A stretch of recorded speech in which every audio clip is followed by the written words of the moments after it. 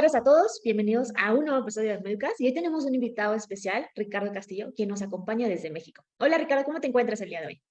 Hola Amanda, muy bien, buenos días, saludos a todos, aquí estamos a la orden. Gracias Ricardo, y cuéntanos, ¿quién es Ricardo? ¿De dónde sale? Ya sabemos que eres de México, pero ¿qué más nos puedes contar sobre ti? Claro, Amanda, mira, pues ya llevo un buen de rato dedicándome a la atención prehospitalaria, soy técnico en emergencias médicas con experiencia de hace 15 años, y actualmente me dedico al servicio privado. Cuento con un servicio de ambulancias que es Ambulancias Quech y un centro de entrenamiento, el cual hace 8 años nos dedicamos a la capacitación continua. Qué excelente, sí he tenido el placer de haber trabajado contigo antes y sé que son un excelente centro y bueno, qué genial que puedan compartir sus conocimientos con la comunidad del área de la salud. Pues el día de hoy vamos a hablar un poco sobre reanimación neonatal, que es lo que nos viene a compartir Ricardo. Y tomando en cuenta este punto, me gustaría saber, Ricardo, ¿qué factores hacen que la reanimación neonatal sea un tema crucial en la atención médica? ¿Y cómo esto ha evolucionado a lo largo de los años o cómo ha mejorado la supervivencia y el bienestar en los recién nacidos? Claro, fíjate que es un tema muy interesante, puesto que la mayoría de los servicios de urgencias y del servicio de emergencias médicas extrahospitalario tenemos experiencia, inclusive en los diferentes niveles educativos, sobre la atención al parto, llámese un parto normal o un parto con complicaciones. Sin embargo, sí me atrevo a decir que carecemos de un poquito de entrenamiento o habilidades cuando el recién nacido no logra un proceso ventilatorio de vida extrauterina, de vida intrauterina, perdón, a vida extrauterina, y se complica. Precisamente en el manual de la 7ª edición y de la 8ª edición, que es el último, hay una investigación al inicio de este libro que hace la Young Commission, tratando de averiguar o investigar por qué el niño que no es vigoroso, es decir, que no ventila bien o no tiene un buen llanto, muere. Y entonces dentro de sus bastantes criterios de por cuál el niño no logra este proceso, abarca uno muy significativo que es el equipo de reanimación, hablando del equipo humano y hablando del equipo estructural. Es decir, que carecemos de habilidades, de una buena coordinación en trabajo en equipo, de reconocimiento de la estructura, me refiero al equipo biomédico que tenemos para el recién nacido. Por ejemplo, muchas normatividades ofrecen o más bien solicitan un kit de obstetricia que tiene solo el 10% de equipo para el neonato, el otro 90% no lo tiene. Entonces, considero que sería importante tener un equipo de parto y un equipo de reanimación neonatal. Pero fíjate que sí ha trascendido porque en los diferentes centros de entrenamiento que existen a nivel Latinoamérica, pues le da hoy por hoy en estos últimos años la importancia al entrenamiento, tanto que el último manual de reanimación neonatal incluye, esto se me hace muy significativo, muy padre, porque incluye un módulo dentro del libro de la atención prehospitalaria al parto y al recién nacido. Qué genial. Creo que eh, al no tener encuentros frecuentes en donde tengamos la necesidad de prestar estas habilidades, puede conllevar a que nosotros los profesionales de la salud tengamos pues estos recursos no tan disponibles en nuestra memoria psicomotriz, en nuestra memoria cognitiva, que nos permita hacer frente a esta situación. Así que me parece muy interesante que los cursos de educación continua, que precisamente nos permiten actualizarnos y recobrar estas habilidades, pues estén considerando esto, incluir estos capítulos donde nos apegan y nos llevan un poco más a la realidad. Em, Claro. en la parte de protocolos y desafíos, me gustaría saber en el contexto de la reanimación neonatal, ¿cuáles son los protocolos o los pasos a seguir? ¿Cómo se adaptan esto a las diferentes situaciones, como si, por ejemplo, es prematuro o si el neonato ha sufrido asfixia o tiene dificultad para respirar? ¿Cómo nosotros nos enfrentamos a los desafíos, ya sea psicomotrices o incluso emocionales o técnicos durante la reanimación o durante la realización de estos procedimientos? Fíjate que algo muy importante, aquí es muy crucial el tiempo. Entre el niño más pase sin lograr un proceso ventilatorio, entre más tiempo pase, mayores consecuencias o daños puede tener el recién nacido. Entonces, déjame decirte que el protocolo de atención incluye, por ejemplo, en reanimación o en RCP general, hablando del paciente lactante, pediátrico y adulto, manejamos nosotros un protocolo, ¿no? Este protocolo o esta orden de atención, vamos a llamarla así, orden de atención por la Asociación Americana del Corazón, incluye CAB. Es decir, priorizo las compresiones, priorizo después la apertura de la vía aérea y después la ventilación.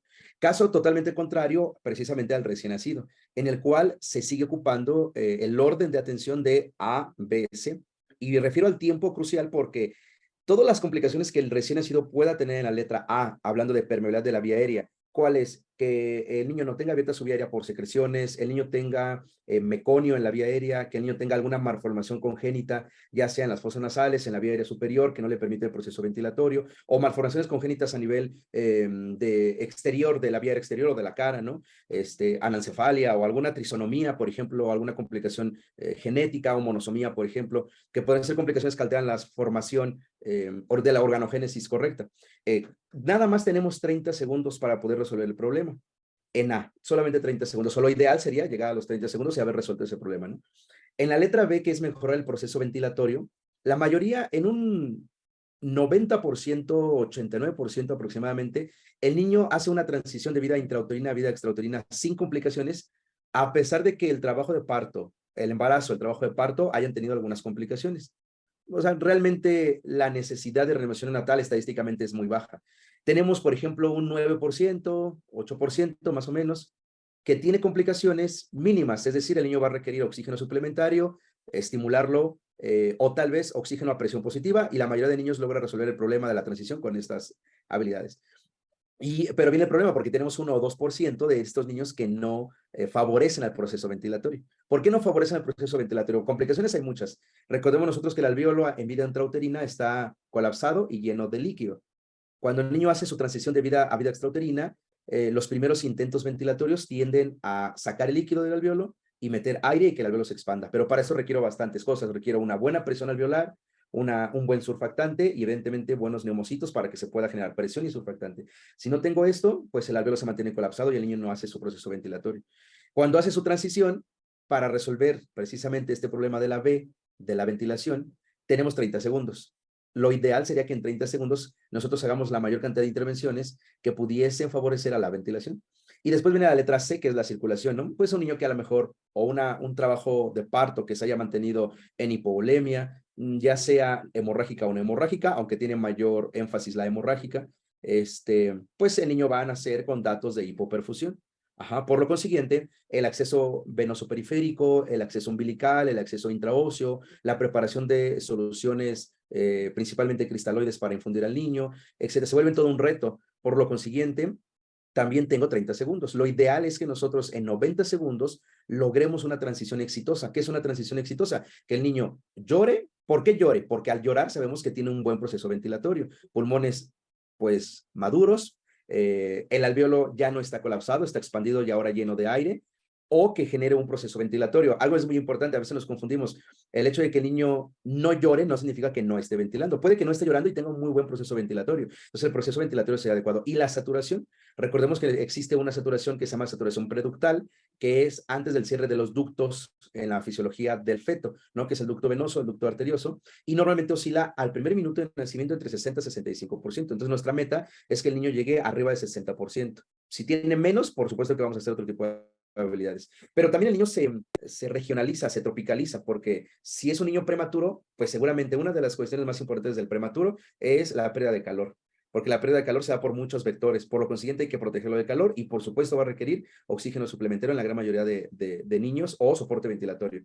Y tenemos los niños que son pues pretérmino o atérmino, tal vez no haya tantas complejidades a diferencia del atérmino, porque el atérmino tiene mucho mayor facilidad de tener meconio y el meconio puede complicar la vía aérea. Pero considero que este orden de atención ABC viene a un orden adecuado, sin embargo a veces necesitamos recordar qué dispositivos para el recién nacido tenemos para la A, porque yo tengo tubos endotraqueales a partir del número 4 para arriba, ¿no? Pero el recién nacido no requiere de 4, requiere de un 2, de un 5, de 2 o 2,5. Ajá. O tal vez no tenga perilla de succión y necesito la perilla de succión. En la B, tengo yo balón, válvula, mascarilla en la ambulancia, tengo un balón, válvula, mascarilla pediátrico y adulto, pero no tengo lactante o neonato, ¿no? En la letra C tenemos la mayoría de accesos o catéter periférico, ¿no? Acceso periférico, pero no tenemos tal vez los aditamentos para el acceso umbilical o tal vez para el acceso intraóseo, que sería pues lo más facilitado, al menos en el medio extrahospitalario o en urgencias. Me gusta un punto que abordaste y lo mencioné tal vez un poco al principio. Es muy cierto que la necesidad de prestar pues esta atención no se ve porque precisamente no es algo habitual. lo cual es bueno porque al final una emergencia representa que tenemos que brindar una atención y sabemos que a veces el desenlace no siempre lo vamos a poder controlar por muchas habilidades que tengamos o todo el recurso que podamos prestar a nuestro paciente. Dicho eso, también es importante enfatizar el equipo con el que debe contar las unidades de emergencia y, por ejemplo, algo muy importante, creo yo, es preciso tener los elementos correctos. No sé, cuando entrenas o das cursos de educación continua, tienes bolsas válvulas pediátricas, pero no siempre tienes neonatales que te permiten conocer el dispositivo, tal cual es el tamaño correcto, ¿no? Y adecuarte a esas necesidades para no hacer, como decimos aquí en México, las mexicanadas, que ir adaptando equipo, que a veces puede ser perjudicial en la atención a nuestros pacientes, sobre todo en los pacientes neonatos.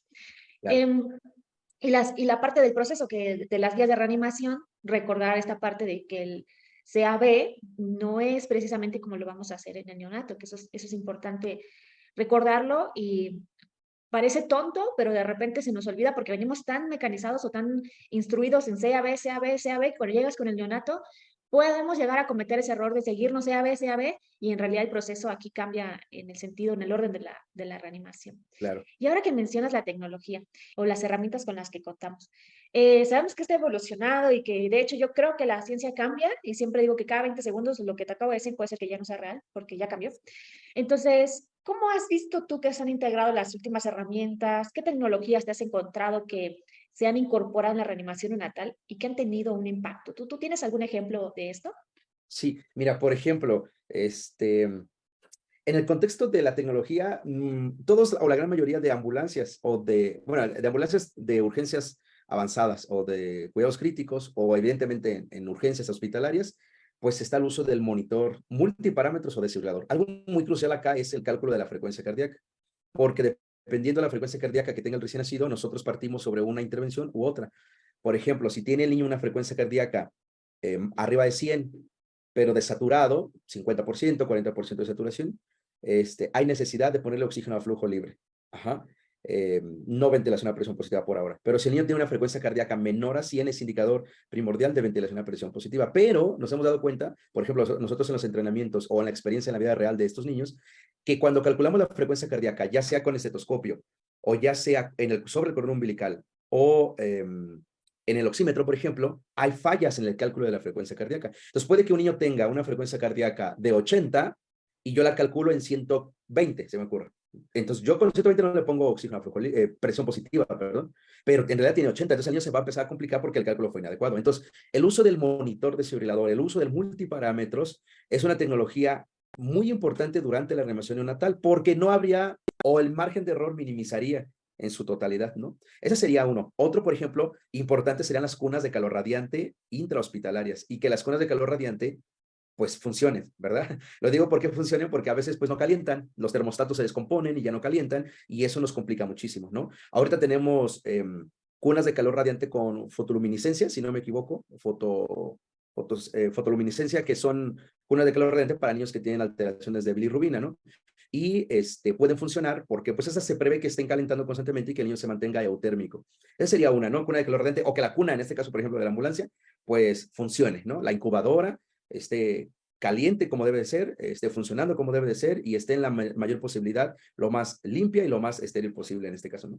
Otro podrían ser que tengamos oxímetros neonatales, porque la mayoría pues tenemos oxímetros de adulto, del dedal, del noni, ¿no? Del dedal, y se los ponemos en el pie, al niño le abarca 3 dedos o todo el piecito, y pues hay falla en la toma de lectura de la oximetría. Entonces creo que sí sería importante que obtengamos el brazalete y recordando, aprovechando el espacio, que debe de ser un oxímetro neonatal con brazalete y lo más idóneo sería colocarlo en la mano derecha, al menos en los procedimientos de reanimación neonatal para el cálculo de una saturación más óptima y poder determinar si requiere oxígeno suplementario o no. Otra, por ejemplo, muy significativa es el reanimador en T, pieza en T. Tiene varios nombres. Reanimador en T, pieza en T, que es un dispositivo que nos va a prever flujo libre de oxígeno, presión positiva de oxígeno, pero lo más significativo es que, por ejemplo, el balón válvula mascarilla del neonato nos da un volumen de aire aproximado de 200 a 300 mililitros, más o menos. Depende mucho del fabricante. Si pudiéramos aquí comparar 3 ambos neonatales, yo podría asegurar, de diferente fabricante, podría asegurar que son de diferente tamaño, aunque son neonatales los 3. Entonces, más o menos oscilan entre 200 a 300 mililitros de volumen. pero si recordamos el volumen tidal del recién nacido, el volumen tidal oscila entre los 90 a 120 mililitros, más o menos ahí, depende mucho el tamaño del niño, porque puede ser macrosómico y pues requiere un poquito más de volumen. Yo presiono el balón y cuando presiono el balón, a veces por el estrés que vivimos en el hospital o en la ambulancia, nos origina hacer una presión exagerada para que ventile el niño, ¿no? Pero analicemos que estamos dando presión de más. Ajá, y eso puede originar todas las complicaciones de trauma al nivel pulmonar, ¿no? Barotrauma, aerotrauma, volutrauma, etcétera, y llevarlo a neumotórax al niño y eso pues complicaría al pacientito. Por lo consiguiente, el reanimador en T no. El reanimador en T, como viene con controles de presión intrapulmonar, presión intraalveolar, yo coloco la presión que no quiero ejercer de más y presiono, ¿no? Es un disparador, presiono y ya como está calculado la presión y el flujo de aire, no hay mayor problema. El flujo de aire igualmente sale sin ningún problema, está controlada las presiones. El reanimador ante lo que me gusta es que precisamente controla el flujo de oxígeno a salir y controla la presión a salir. Ajá. Entonces yo creo que hablando de tecnología, en la vía aérea, vamos a estratificarlo en orden para que sea un poco más entendible. En la vía aérea, yo creo que los videolaringoscopios ayudan muchísimo. Porque si el niño tiene una complicación significativa en la vía aérea, va a requerir manejo avanzado de la vía aérea. Y un videolaringoscopio sería una buena opción. En la letra B, que es la ventilación, considero que el uso de un balón válvula mascarilla con medidores de presión, inclusive con válvula PIP, sería una muy buena opción. O el reanimador en T, que ese es como más fabuloso. No conozco si existe o no he escuchado más bien si existe un reanimador en T fuera de la incubadora, porque el reanimador en T está postrado en la incubadora, o sea, ya viene en la incubadora postrado. Ajá, necesitaría investigar, honestamente, si existe una incubadora de traslado con reanimador en T, que hasta ahorita no lo he escuchado, no lo he revisado o no lo he visto, pero sería una muy buena opción en el caso del traslado en ambulancia, ¿no? En la letra C, por ejemplo, el monitoreo cardíaco, importantísimo contar con dispositivos para el monitoreo cardíaco, ya sea monitoreo celular o multiparámetros, y por qué no también en esta opción, pues un dispositivo de acceso intraoso, llámese el que tengamos a la mano, pero que sea un dispositivo con aguja neonatal y que tenga las presiones y las velocidades correspondientes para el neonato. Creo que esas tecnologías podrían ser muy óptimas para estos procedimientos. Muchas gracias, Ricardo, por compartirnos esta experiencia de los equipos.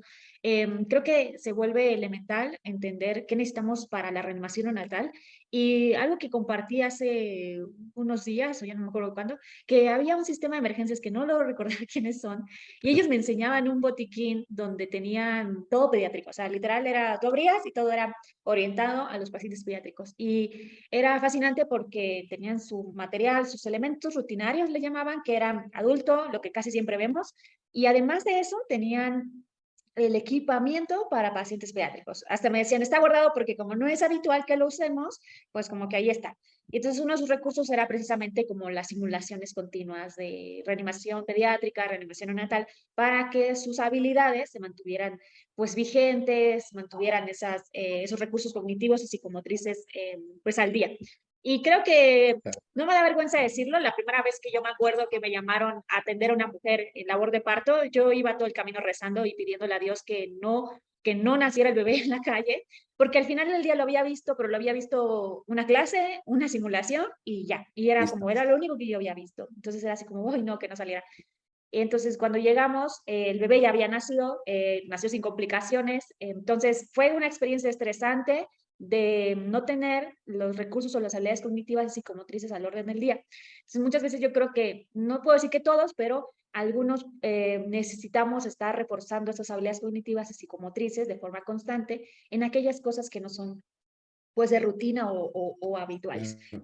Dicho eso, Claro, tú claro. que pues estás en este inmerso dando cursos de reanimación neonatal y es obvio que tienes amplia experiencia, nos gustaría saber cómo crees tú que evoluciona o está evolucionando la reanimación neonatal, qué nos espera en el futuro en este tema en particular. Yo creo que podemos seguir dándole énfasis al trabajo en equipo y a los recursos. Eso es, considero, como lo has mencionado, muy importante.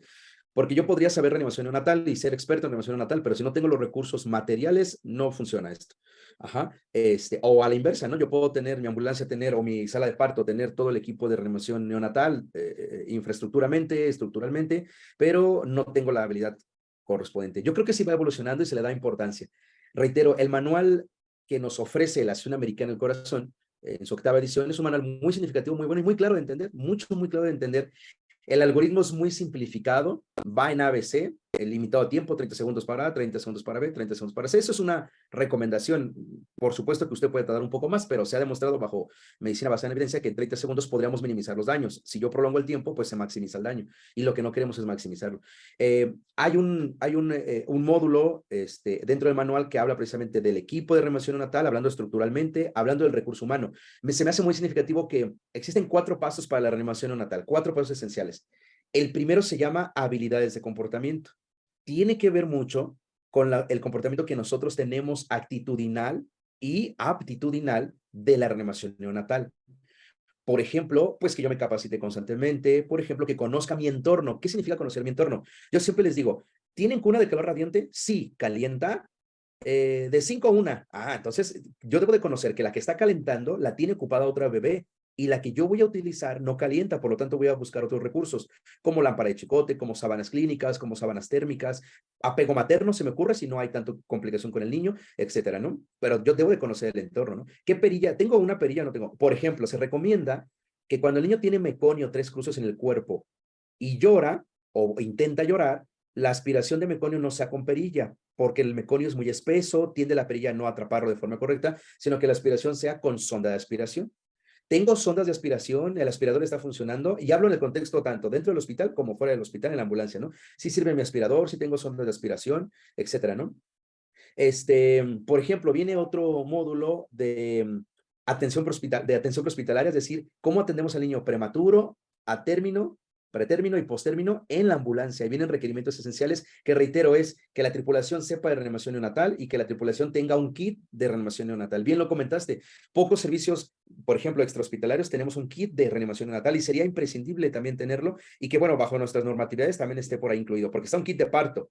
El kit de parto tiene aditamentos para el neonato, muy pocos, pero no tiene los suficientes. Por ejemplo, te pide una perilla, una hoja de bisturí, un portabisturí, una sábana o un campo.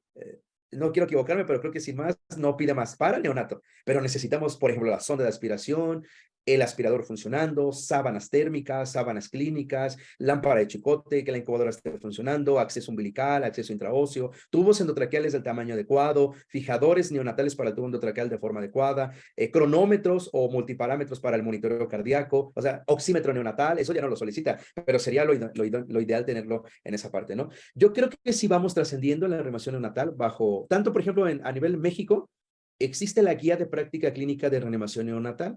Entonces, literatura tenemos, ¿no? Tenemos nuestro manual por esta entidad internacional, American Heart Association, la tenemos y tenemos guía de práctica clínica acá en México, ¿no?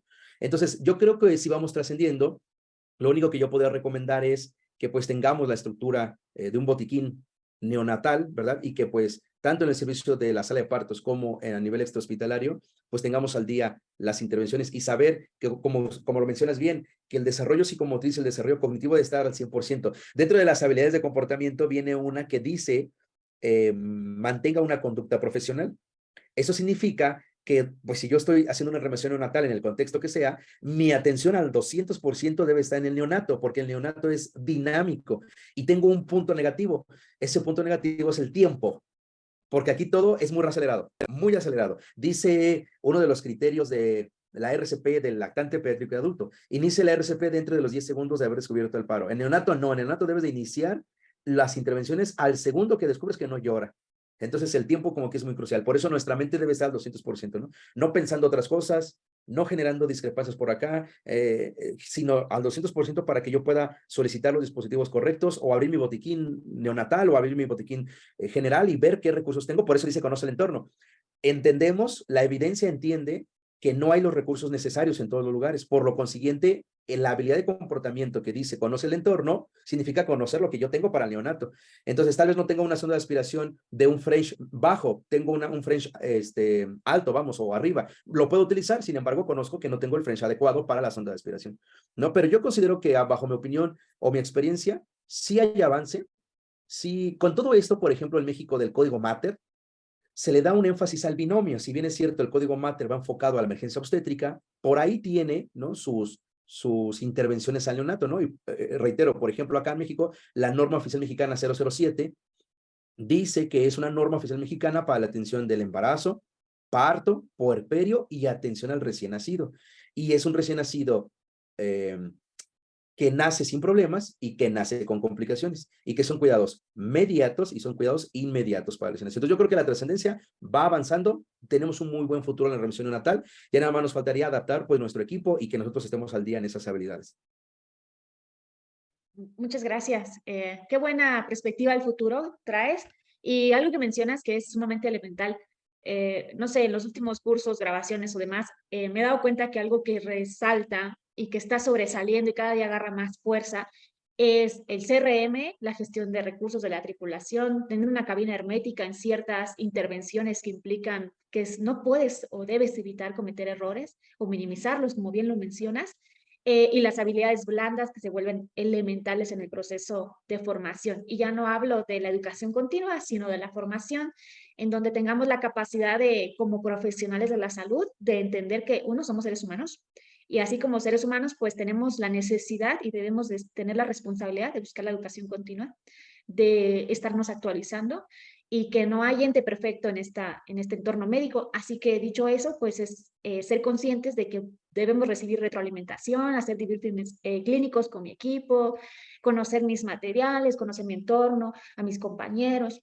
Y la fuerza del CRM es algo importante porque nos permite que no importa con quién estés trabajando, incluso dónde estés, si tú tienes tus habilidades bien claras y hay un algoritmo que guía los pasos a seguir, no hay conflictos. Así ahora hay que ventilar, porque así lo dice la ciencia y ya no importa si en tu experiencia de hace 30 años tú crees que ahora lo mejor es ponerlo de cabeza. Estoy exagerando, pero si la Sí. ciencia dice algo, ya está escrito, está evidenciado, está demostrado, ¿para qué pelearte con tu par? Y mejor enfocar sus esfuerzos a reanimar a nuestro paciente.